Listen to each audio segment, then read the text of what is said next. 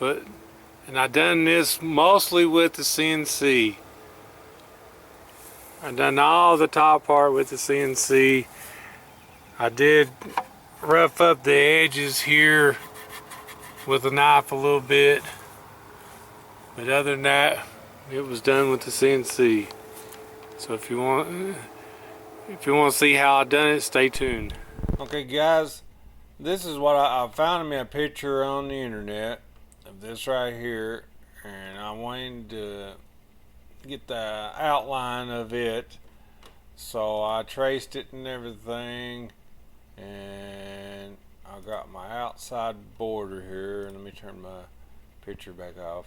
I got the outside border, and then I added a bunch of scratches, lines in it and everything, and then I added my bullet holes, and then I put the names in it.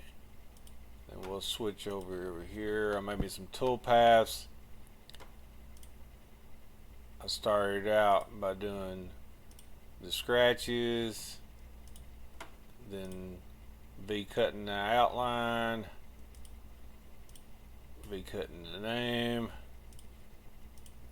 the bullet holes, then we pocket the bullet holes, then we cut it out. So let's get carved. Okay, I found a piece of wood laying on the side of the road. Somebody's throwing it away. Looked like it'd been used for a shelf or something. It's 11/8 inches wide. It's 32 inches long. I'm gonna make us a sign out of it.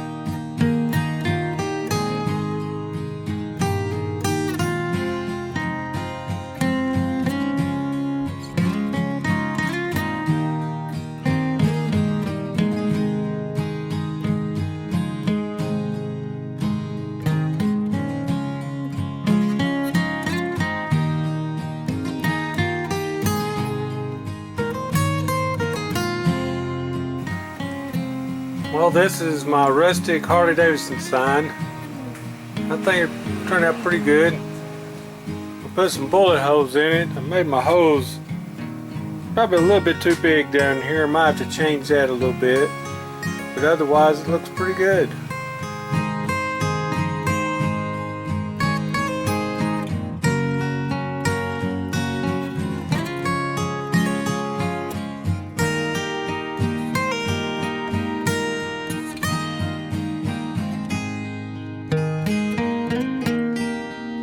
Out more.